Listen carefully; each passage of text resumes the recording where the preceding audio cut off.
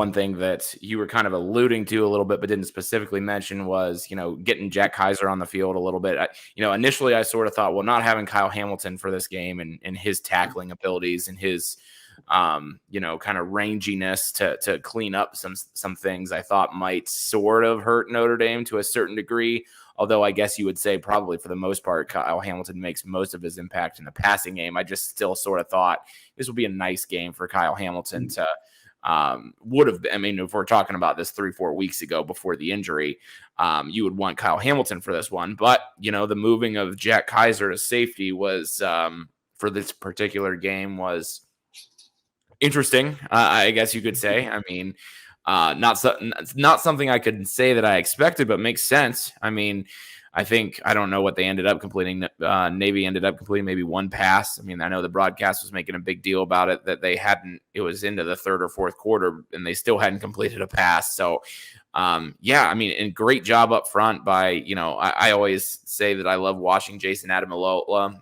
Another time, check that box for me if you're playing Notre Dame bingo. I don't know. The guys up front did a great stuff.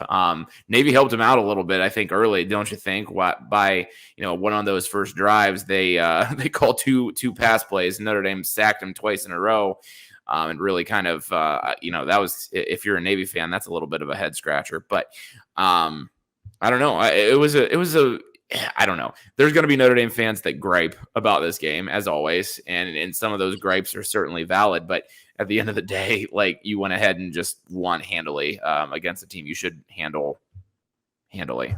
I don't know. Yeah, no, and going back to your Kyle Hamilton comment, I mean, I'm sure he would have had a few tackles for loss in there just because he's a terrific athlete and would have been the best athlete on the field. But I think they compromised with that a little bit with, Xavier Watts got some time for the first time this year on defense. And I think me and you both feel like he's just a terrific athlete and someone that could end up being a starting safety for them maybe next year. Came in obviously as a wide receiver recruit, but a kid that was also recruited as a safety corner, maybe even a rover linebacker to some other programs. And I know Notre Dame liked him on that side of the ball as well. Saw Prince Colley, who was the Buckus Award winner at the high school ranks last year, maybe a little raw to be a Notre Dame starter at linebacker right now with some of the guys they have in place. But at the same time, I mean, sometimes against a team like Navy, even though you have to be you have to have your gap assignment and be assignment sound. Sometimes overall athleticism can play a role. And I think you saw that on a couple occasions with Colley and Watts specifically. They were able to just beat guys to the outside and not let them turn the corner and gain, 8 to 10 yards, but instead kept them to, maybe for a loss or little to no gain at that. So I thought that was interesting. And Notre Dame always seems to have a little bit of a wrinkle against Navy. I mean, I know Greer Martini a few years back was kind of like the Navy killer. Drew White came in a few years ago before he was a prominent player at linebacker and a starter and played really well against them. Kaiser is really well suited for that sort of role as well because he does have a lot of athleticism. So it's the team Navy where he can play a little bit back and play, sort of have that downfield attacking role.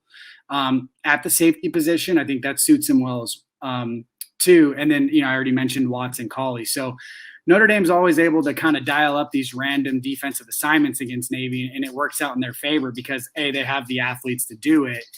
And they've played Navy so many times. And Kelly's been the coach there, now for 12 plus years that he knows what he's doing when he's playing a team like Navy. And it's fun to watch sometimes with some of these other guys getting in on the action. Yeah. I mean, just to echo what you're saying, you mentioned it. I mean, how many guys for Notre Dame defense did you hear their name called this particular game? I mean, Jordan Botello made a couple nice plays. You mentioned a whole host of guys. Got in the game, I think, too. Right. Yeah. So, I mean, and that's what you need against Navy is to have some depth because, I mean, Navy doesn't pass the ball. So if you're a linebacker, defensive lineman, even your defensive backs, you're getting hit on every play. I mean, there's something to be said by that. So there's no play where, you drop back. If you're a linebacker, you drop back into coverage and then it's an incomplete pass and you didn't have to hit somebody. So, I mean, Right. there's something to be said about that playing against Navy. And so, it was kind of fun in that regard to see some of Notre Dame's depth. Interesting about with how well Notre Dame did in the red zone, I think, as well. I mean, I don't think, when you play against a team against a team like Navy, you'd expect them to be a really good red zone team because of what they do. Notre Dame really, I don't know if you can call it bend but don't break. I mean, it's weird to say that when you played against Navy, but that's what it was like. They really stifled them in the red zone, and I think, there's a lot to be said about that.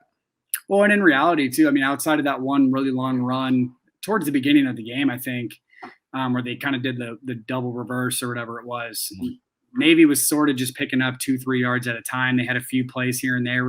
They were able to pick up chunk yards. So not only really just in the red zone, but in general, I mean, this felt like, and Notre Dame's been trending this way towards Navy over the last, 4 or 5 times they've played with their, with Mike Elko, Clark Lee, and now Marcus Freeman being the defensive coordinators. And, Notre Dame just kind of at a different level as a program overall.